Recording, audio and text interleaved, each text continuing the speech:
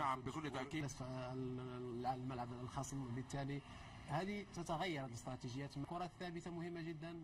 الأخطاء، الفريق الذي يرتكب أقل أخطاء ممكن المساندة اللي في خط الأمام سواء لكافاني أو سواريز أو رونالدو في وسط الملعب، عشان كده مهمة جدا. لديها رقم قياسي في كوبا أمريكا، هي بطلة مجموعة بين البرتغال والبرتغال أو أمريكا الجنوبية هو الأوروغواي. طبعا المنافسة الثالثة ستكون في ختام هذا الدور بين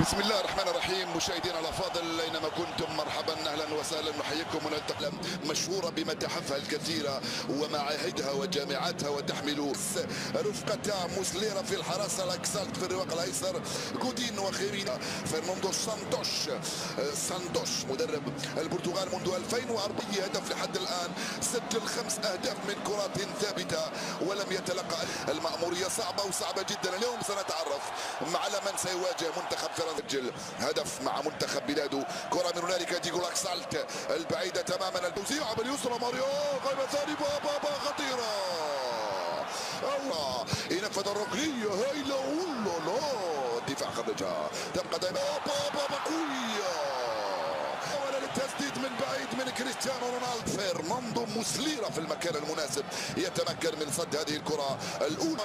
سواريز من أمام بيريرا، سواريز بابا جول، كافاني جول، كافاني لسواريز لكافاني، رجعها لك يا كافاني جول، حطها له بالراس، تسديد هذه يقولوا لها، ولا لمنتخب الأوروغواي يفتح به مجال التسجيل في الدقيقة 7 من الانطلاق.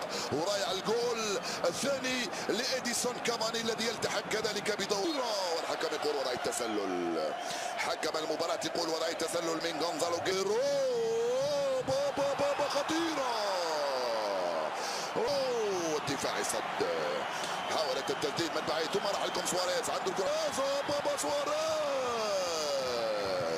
قول انت يا سواريز، كرة جول، وما زال لا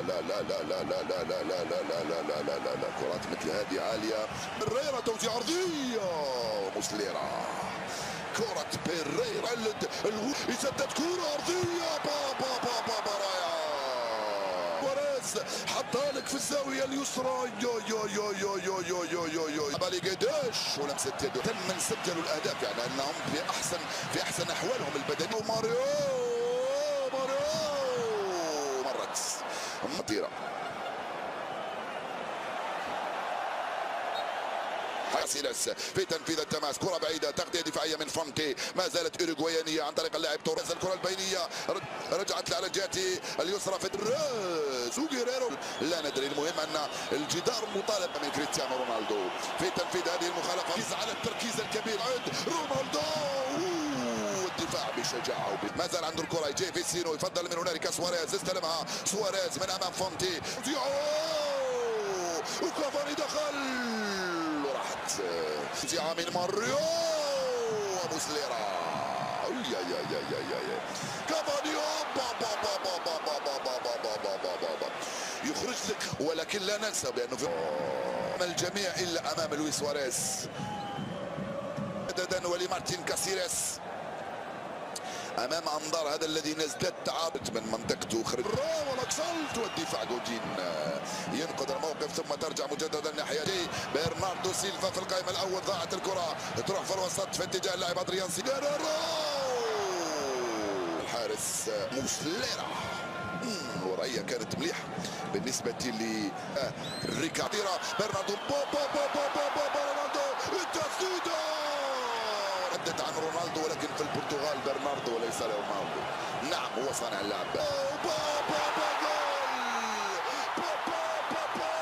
طارق فوق راسك يا بيبي، جول، راسية أخرى للأوروغواي والبرتغال، المباراة تشعل إلا إذا خاف المنتخبان وقرر الرجوع والعودة والحفاظ على هذه النتيجة إلى غاية الوقت الإضافي. الدور الأول مباريات برناردو سيلفا، محاصرة 4 لاعبين، يرجع مع كريستيانو، يطلبها في القائمة الثانية، خطيرة في القائمة الثانية، يلحق عليها من هنالك، انتفض البرتغاليون. التوزيع من ادريانو وركنيه اخرى، وكأن البرتغاليين ما زالوا في القائمة الثانية. جواو ماريو فونتي وما زال الكرة